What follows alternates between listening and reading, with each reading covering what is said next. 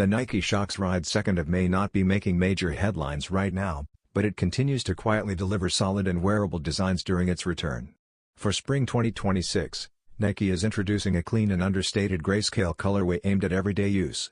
This release features a Photon Dust mesh base paired with light smoke gray and medium ash overlays, creating a balanced and modern look.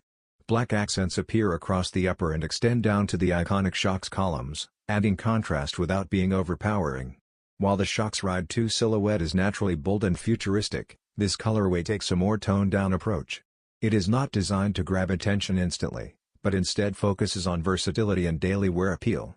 Some sneaker fans may even consider it a practical rotation pair rather than a statement piece.